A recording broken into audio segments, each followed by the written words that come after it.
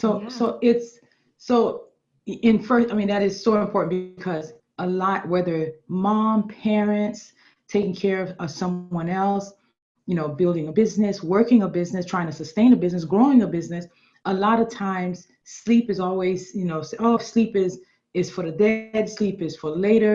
But in actuality, when it comes to your focus, or being more productive, being more organized, being more disciplined, a lot of those things are connected to your sleep. Oh, absolutely, Correct? definitely, Right? absolutely. So not only is your sleep important for your physical well-being, it's so important for your mental health as well. You know, you know what it's like when you don't have a good night's sleep. Your mind is crazy. It's there's a lot of gray areas going on there. You make really poor decisions. You're very Mm-hmm. clumsy as well. I mean, okay, that's a physical side of things, but when you're clumsy, you make mistakes. When you make mistakes, you have to think about how you're going to get around that and what you're going to do because of that. It takes up more time, more energy, more effort. You just Yeah. can't seem to see a clear road ahead. And yet, if you just allowed yourself some time to get yourself into a good sleep routine and allowed that sleep, things would happen so much quicker because you'd have that energy, you'd have that fresh mind, you'd have the clarity. You'd be able to feel much more relaxed and less stressed during the day and during your Mm. waking hours. So definitely, sleep is. I always like to say that sleep is not about self-care. It's not something that you can put off till the weekends or your holidays. Sleep is all about survival. It is Yeah. one of our basic needs. We are, in effect, we're all creatures of this planet, Yes. and we have to work alongside nature. We are beings of nature after all. We have to interact with our surroundings, and what I mean by that is we have a night and a day, and there's natural seasons in our planet, and we have to go along with that because our body clock, our internal body clock, works with it. Our sleep response is really all to do with natural daylight and how much we take in and the chemicals it triggers off in our body. We have to listen to that. And if we don't listen to it, then we're really putting stress in our body. And you know what stress does? Before Yeah. you know it, you're poorly, you're ill, and you're down, and you can't do a thing.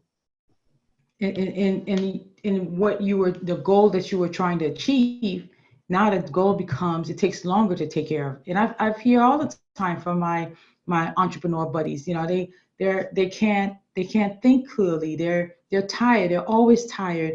A project that could have taken 3 months now is taking 3 years Yeah. because of the constant stress. And then they're gaining weight. And then a lot of times, if and that's including myself. And I always tell any young entrepreneurs out there, or emerging entrepreneurs, when I speak with seasoned entrepreneurs, the number one thing that they say is, I wish I took care of my rest, and I wish I took care of my health. And part of the health is sleeping better. So this is, a lot of people say, well, sleeping, I get it when I can. But this is actually a pivotal, a foundational aspect to whatever it is that you're building, a family, wanting to ensure that you have long-term health, building a business that is sustainable. Who wants to build a business for 3 years or three Yeah. months? If you're building a business, you're building it so it can last, hopefully for a legacy, maybe even pass it down to the next generation. No one is I don't think anyone comes into business and say, oh, I'm just going to do this for 3 weeks. Oh, You're so exactly. right. So it's important to already establish those good habits for building that business, for building the family, for building you. Because if everything depends on you, it's more than ever. It's even more important to ensure that we're getting the rest. So I'm trying to focus, as I said, trying. I'm trying to focus a little bit more about getting better rest. In an interesting situation with the pandemic, I'm hearing more of that, where there's a lot of people who are getting more rest, even though in a sense a lot of them are more, they're more stressed because now they're worrying about bills, they're worrying of other things. So they're trying to get the rest, but the stress is still there. Any tips as to how a person can handle, the worries that's happening and that's actually causing you not to sleep, and as deeply as you mentioned, because of course you're thinking throughout the night. Any Absolutely. tips on that? Yeah, absolutely. So I'm getting this a lot, at the moment. People are coming to me and they're saying exactly the same. They might be able to rest in the sense that they're not physically doing as much during the day because we're in lockdown, or we're furloughed for some reason, whatever it is, we maybe can't get to the office the same, we're not moving about as much. And that's all well and good. People think this is great. I'm resting. I'm chilling out. I'm not doing so much. I should be feeling more energy, but that really has an opposite effect. One of the things that we need to watch when in order to get good sleep, is to make sure that we have a good level of physical movements during our day.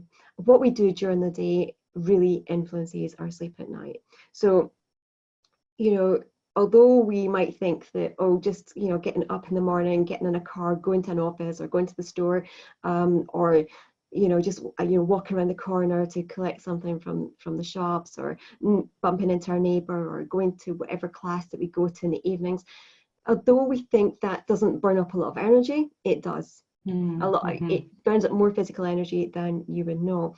And all of a sudden we've stopped that. We're walking from our room to the sofa, from the sofa to the kitchen, from and that's all we're doing. So we need to make sure that we are increasing that physical time. And I'll just tell you quickly, my boys were not been at school. They're just about to go back, but they've not been at school for months and months. But what they did right at the start is they said, well, the time that I would normally be traveling to school, I'm going to get up, get on my bike, I'm going to do bike rides in their allocated outside time, as it was at the time. We were only allowed to come out an hour a day, and they would get on their bikes and they'd cycle for that hour before then going and working at home on their school project. So they knew that they'd had that exercise first thing in the morning, and then the rest of the day they could do what they liked. So it's really important to get good exercise. Yeah. And I'd recommend everybody just to take that time, whether it's just a half hour, 20-minute walk, just to get that fresh air and that movement. And another benefit of that is that it helps to trigger off sleep, because if you're sitting there at night and you've got really a lot of things going around in your head, one of the best tips I can ever recommend anybody is to get physically tired, because if you are completely tired, your muscles are aching, you're exhausted, you've been running about, when your head hits that pillow, you are going to sleep. When you're not physically tired, what do? The thoughts go around instead. It's a different type of physical exercise, that mental exercise that happens. So you want to try and get more physically tired, so that it helps you trigger that sleep process at night. Now, as I said, what I'm finding out, and it's so true, because I try to do at least a good 20 minutes of just being outside, no matter what it is. And then if I can't go outside, I find it like maybe organizing, a closet, or organizing, like just doing a physical activity. So I've turned that activity into organizing things and within the home, and then or within the business area, so that some movement, that I'm doing some movement to tire me out, quote unquote, per se. But I've noticed when I take action in making movement, that I'm able to sleep better at night. Yeah, and also you're doing something positive. So you're giving yourself that positive feedback. You're doing something proactive. You're not just sitting there waiting for life to happen. You are taking and making decisions and taking action. So that's all really positive steps. But as you're just saying that you did something during the day, everything that you do during the day does influence your sleep. So you're going to have a look at what you're eating. It's very easy at the moment just to go into the cupboards and the fridge and just sort of pick away and really give in to those treats and temptations, because perhaps we're feeling low and perhaps we are feeling stressed and we're not feeling ourselves. So the first thing that we tend to do when we're feeling like that is we comfort eat, and we almost self-sabotage. We really just let the guard down and say, oh, that will make me feel better. It'll make you feel better for how long? And then you're going to feel guilty, then you're going to put the weight on, then you're going to have the stress, and then it'll affect your sleep. So think about getting enough fluids, so making sure that you're drinking plenty of water, because again, even though you think you're not expending any, because you're sitting at home, you still sweat, your body functions still need water all the time. All those chemicals that need to be renewed still needs water. So make sure you're drinking plenty of water. So that will help the sleep process as well. Making sure that we're keeping sugars at a low level, because sugars are stimulants. Making sure our caffeine's at a low level, if not, just completely remove it. Again, that's a stimulant. And as I mentioned before, alcohol, keep alcohol to a minimum. I know, particularly in this country, there was a huge increase in sales on alcohol. And then people were wondering why they can't sleep. They can't sleep because they're drinking alcohol. It's just a vicious circle when we get onto alcohol. It's a vicious drinking. cycle. Yeah, it definitely is. So avoid the alcohol. Yeah. So increasing the water is definitely important. Oh, I noticed sure. that having a watch, my fitness watch, has helped me because I'm trying to take those steps. I'm trying to, and I will tell you, it's like my goal is to make it to 15K steps a day.